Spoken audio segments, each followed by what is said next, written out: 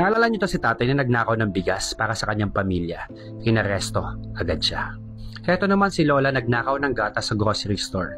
Inaresto agad siya. Heto naman si lolo na marangal nagtitinda kinumpis kayo kanyang mga tinda. Hindi ko sinasabi na maganda yung magnakaw. Pangit ang magnakaw, maliit man o malaki.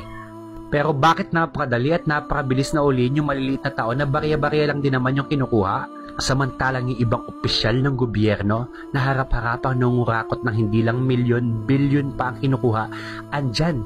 Pag-aalagala, pa-travel-travel, nag-i-enjoy ng kayamanan, komportable ang buhay. Dito sa Pilipinas, kung wala kang kapangyarihan, wala kang kayamanan, itatapon ka sa Bulkang Taal. Pag maliliit na tao yung akusado, agad-agad yung aksyon.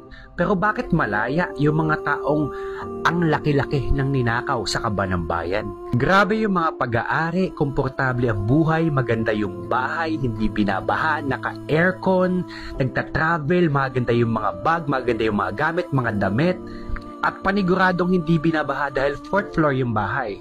Nakakainis sa nakakagalit na habang nag-i-enjoy at naglulustay kayo ng perang hindi nyo pinaghirapan, yung mga ordinaryong taong araw-araw nakikipaglaban sa buhay, nagtatrabaho, sinusuong yung ulan, baha, traffic, na napakaliit ng sahod at babawasan pa ng tax na mapupunta sa mga kurakot na opisyalis at gagasusin nyo sa buhay ninyo.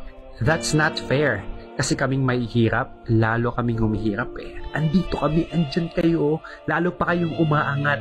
At habang nakikita nyo umaangat kayo, ang dami nyong tinatapakang mahihirap. Kaya wag tayong titigilan. Nakikita ko yung boses ng mga kabataan ng Gen Z ng mamayang Pilipino na hindi bulag at hindi tanga. Hanggat walang nananagot sa inyo, yung mga boses na maliliit na to, patuloy na i-haunt kayo.